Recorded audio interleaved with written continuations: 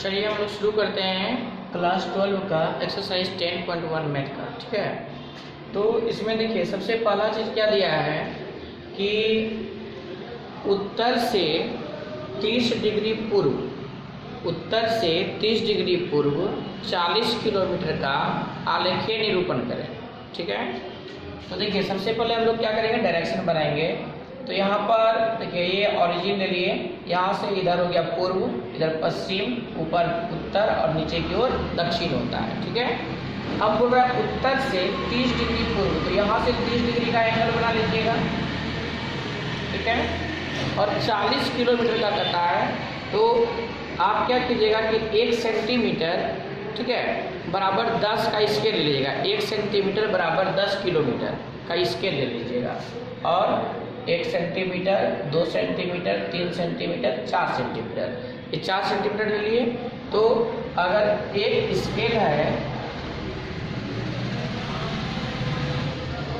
Scale है 1 centimetre is equal to 10 kilometre. ठीक है, तो अगर इसका पैमाना, स्केल को पैमाना कहते हैं। ठीक है, तो अगर ये पैमाना 1 सेंटीमीटर बराबर 10 किलोमीटर है, तो 4 सेंटीमीटर बराबर कितना हो गया, 40 किलोमीटर हो गया। ठीक है, चलिए अब दूसरा नंबर है क्वेश्चन कि अदिश और सदिश के रूप में वर्गीकृत करें, यानी बताना है ये सब में से कौन अदिश है कौन सदिश है। तो देखिए 10 किलोग्राम है, 10 किलोग्राम है, तो ये अदिश राशि है क्योंकि इसका कोई डायरेक्शन तो नहीं है, दिशा नहीं है। चलिए दूसरा देखिए 2 मीटर है उत्तर पश्चिम, तो 2 मीटर के बाद देखिए क्या लिख दिया, उत्तर पश्चिम, तो इसमें दिशा है, इसलिए क्या हो गया, सदिश हो गया। 40 डिग्री है, तो 40 डिग्री इसमें कोई दिशा है क्या, नहीं है, इसलिए क्या हो गया, अदिश। अब है 40 वाट, तो वाट किसका मात्रक होता है, शक्ति का, तो शक्ति क्या है, अदिश राशि है। शक्ति क्या है, अदिश राशि। 10 पर पावर -19 कूलम्ब है, तो कूलम्ब किसका मात्रक है, कूलम्ब है आवेश का मात्रक, और आवेश क्या है, अदिश राशि। ठीक है, इसके बाद है 20 मीटर प्रति सेकंड स्क्वायर, तो 20 मीटर प्रति सेकंड स्क्वायर, तो मीटर प्रति सेकंड स्क्वायर किसका मात्रक होता है, त्वरण का। किसका होता है, त्वरण का। और पार्ट 1 में हम बता दिए थे कि त्वरण कौन सी राशि है, सदिश राशि है, इसलिए क्या हो गया, सदिश हो गया। ठीक है,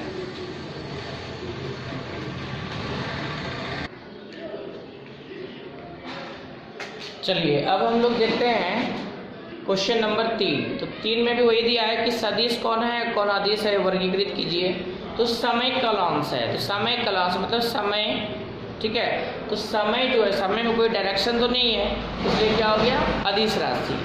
फिर है दूरी, तो पिछला वीडियो में यानी कि पार्ट 1 में हम इसका बता दिए थे कि दूरी क्या है, अदिश है, क्योंकि दूरी में दिशा नहीं होती है। जैसे मान के चलिए आपको अमरपुर से भागलपुर की ओर जाना है, तो बार बार आपका डायरेक्शन बदलते रहेगा।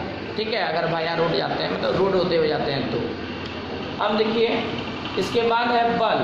बल कौन सी राशि है, तो बल सदिश है, पिछला वीडियो में हम बता दिए हैं। वेग, वेग कौन सी राशि है, सदिश है, क्योंकि वेग में भी दिशा है। कार्य कौन सी राशि है, अदिश है, क्योंकि इसमें दिशा नहीं होती है।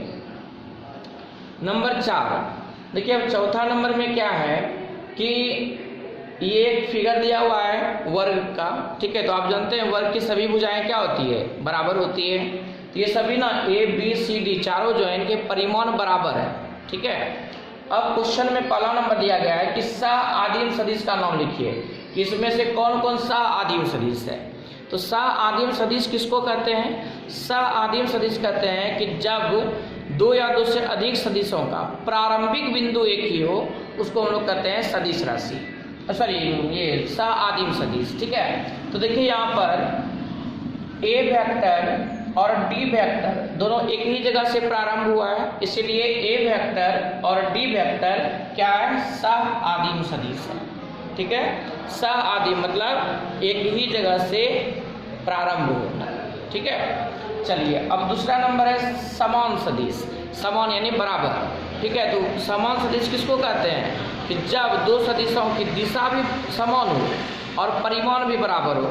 तो आप यहाँ देख रहे हैं कि तो वर्ग है, तो सबका परिमाण तो बराबर ही है, लेकिन अब दिशा किसकी किसकी बराबर है। तो देखिए डी का, देखिए डी में भी नीचे की ओर एरो है और बी में भी नीचे की ओर एरो है, मतलब दोनों डी और बी दोनों का डायरेक्शन समान है। ठीक है। अब परिमाण तो चूंकि वर्ग है इसलिए बराबर है, इसलिए क्या हुआ कि डी और बी क्या है, समान सदिश है, बी वेक्टर एवं डी वेक्टर, ठीक है। अब अगला है संरेख परंतु असमान। संरेख सदिश किसको कहते हैं, तो कल बताए, पिछला वीडियो में बताए थे कि संरेख सदिश कहते हैं जब कई सदिश एक दूसरे के समांतर होते हैं तो उनको कहते हैं संरेख सदिश, ठीक है। अब यहाँ पर दिया गया है कि संरेख होना चाहिए परंतु समान नहीं होना चाहिए, असमान होना चाहिए।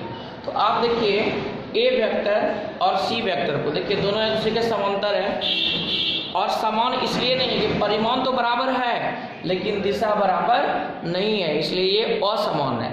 तो ए वेक्टर एवं सी वेक्टर इसका आंसर हुआ, ठीक है।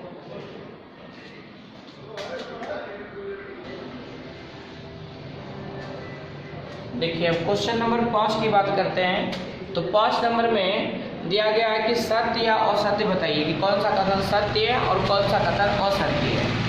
5 का पहला नंबर में दिया है कि ए वेक्टर एवं माइनस ए वेक्टर संरेख हैं। तो देखिए ए वेक्टर और माइनस ए वेक्टर पूछ रहा है, ठीक है। तो आपको करना क्या है,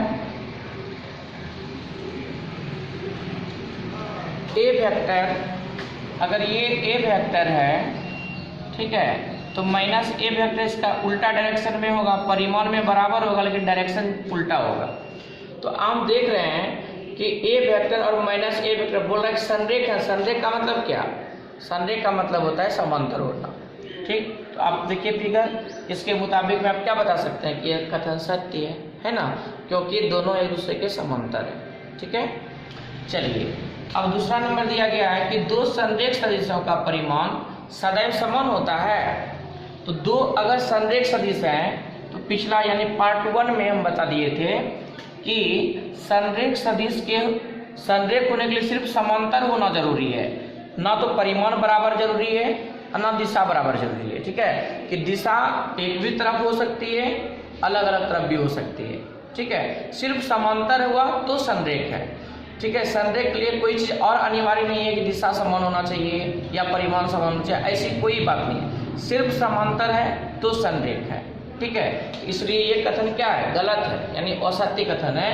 क्योंकि यहाँ क्वेश्चन में देखिए क्या दिया कि दो संरेख सदिशों का परिमाण सदैव समान होता है। क्या हमेशा बराबर होता है परिमाण, तो ऐसा कुछ नहीं है। देखिए ये ए वेक्टर है और ये बी वेक्टर है, देखिए दोनों का परिमाण अलग अलग है ना, लेकिन दोनों एक दूसरे क्या है, समांतर है। तो समांतर है तो संरेख है, परिमाण बराबर हो या नहीं हो उससे कोई मतलब नहीं है। चलिए अब क्वेश्चन नंबर 3 देखिए। 3 में क्या दिया है कि समान परिमाण वाले दो सदिश संरेख होते हैं, यानी जब दो सदिशों का परिमाण बराबर हो जाए तो क्या वो संरेख होते हैं। तो देखिए इसका ये भी गलत कथन है। कैसे, क्योंकि अभी आप तुरंत देखे थे क्वेश्चन नंबर 4 में कि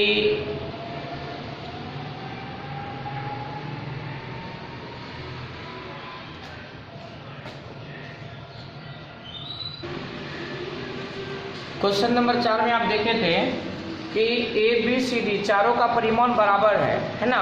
तो इसमें चारों का परिमाण जब बराबर है तो क्या सभी संरेख है, नहीं। देखिए कैसे कि यहाँ ए वेक्टर है, यहाँ पे देखिए डी वेक्टर है, तो ये संरेख नहीं है, जबकि परिमाण दोनों का बराबर है, ठीक है, लेकिन फिर भी संरेख नहीं है क्योंकि संरेख के लिए समांतर होना जरूरी है। और यहाँ देखिए ए वेक्टर और डी वेक्टर क्या समांतर है, क्या नहीं है। इसलिए परिमाण बराबर होने से संरेख नहीं होता है, संरेख होने के लिए सिर्फ समांतर होना जरूरी है, ठीक है। और अब देखिए अंतिम चौथा नंबर, समान परिमाण वाले दो संरेख सदिश समान होते हैं। अब कहा जा रहा है कि अगर दो सदिश संरेख भी हैं और परिमाण भी बराबर है तो क्या वो समान होते हैं। तो आप देखिए क्वेश्चन नंबर 4 में देखिए ए और सी को, ए और सी दोनों का परिमाण तो बराबर है, क्योंकि ये वर्गाकार फिगर है तो इसमें सभी भुजाएं बराबर होती है। तो ए और सी दोनों का परिमाण तो बराबर है, दिशा विपरीत है और दिशा विपरीत होने के कारण ये क्या है, समान नहीं है, असमान है, ठीक है। लेकिन देखिए ये क्या है कि ये ए वेक्टर और ये सी वेक्टर दोनों समांतर है, तो समांतर है संरेख है, लेकिन समान तो नहीं है क्योंकि दोनों का डायरेक्शन अलग अलग है, ठीक है। और यहाँ क्या कहा जा रहा है कि समान परिमाण वाले दो संरेख सदिश समान होते हैं तो क्या है, असत्य कथन है, तो ऐसा होता नहीं है, सदैव नहीं होता है। ठीक है, फिर अगले वीडियो में मिलते हैं 10.2 का।